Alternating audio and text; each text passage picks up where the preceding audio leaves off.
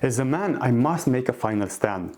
My whole argument is based on the idea that AI will gain the ability to generate content equal to or better than the one created by humans. But stubborn digital marketers will argue that this will never happen. The truth is, this line of thought is just another case of wishful thinking and cognitive dissonance. I do not want to discuss generative AI and ChatGPT at this point, as I have dedicated an entire session to these technologies.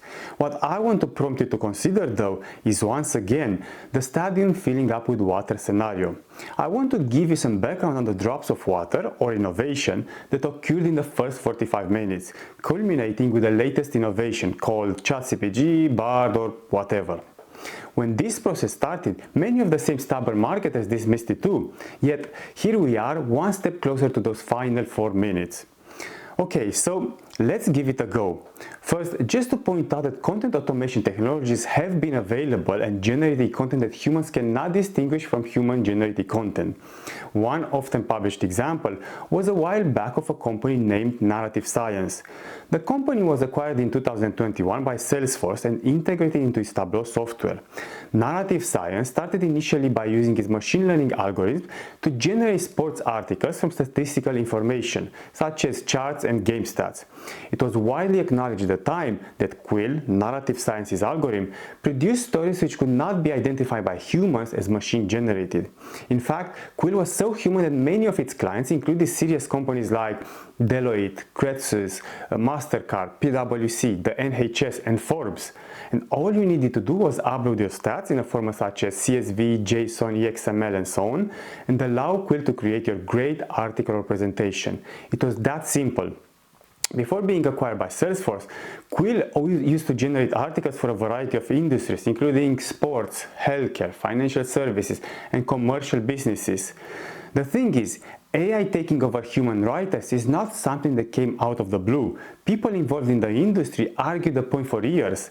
Or to quote Sam Walton referring to Walmart's success again, like most other overnight successes, it was over 20 years in the making. For example, in 2011, in an interview with Wired, the co-founder of Narrative Science predicted that within 15 years from that moment, 90% of the new articles will be written by algorithms. We're not quite there, of course, but the progress and intent are undeniable. As I mentioned, there are highly respectable publications such as Forbes, which were already using this technology with no complaints from their unaware readers. Moreover, a hugely important trend is referred to by research giant Gartner, who quoted a Europol study to conclude that 90% of the content will be synthetically generated by 2026. Let me repeat this. In 2011, the co-founder of Narrative Science predicts that in 15 years' time, 90% of the content will be written by algorithms. In 2023, Gartner refers to a study by Europol to conclude that by 2026, 90% of the content will be written by the algorithm.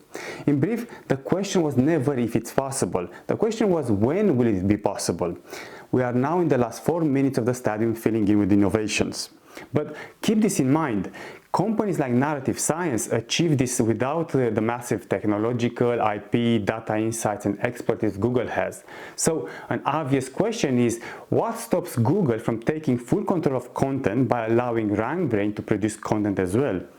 Isn't Bard, Google's answer to ChatGPT, meant to ultimately do just that? We are not debating the moral issues here. We simply consider the possibility that Google will become the ultimate content automation platform as well as everything else. And looking a bit closer into it, this would make perfect sense for several reasons. First, an AI-powered RankBrain has already gained the ability to accurately determine the quality of content. Google has access to an almost infinite database of content in literally every aspect of human life. As I argued previously, we will voluntarily provide Google with access to our data via intelligent assistants, for example. So now Google reads images, listens to videos, and has access to our agenda, emails, and all other digital information we generate. The truth is that Amazon, Microsoft, Microsoft and Google have already developed extensive machine learning algorithms, which are already being offered as a product on Google Cloud, Azure, and AWS platforms. You can use Amazon Comprehend to determine the relevance of text and apply Amazon Poly to turn text into speech. And many mainstream digital marketing tools already use this technology, Synthesia being one of them as an example. In the next session, we will make a final stand against the idea of a world in which full content automation will become the norm rather than the exception. Meanwhile, thank you for watching.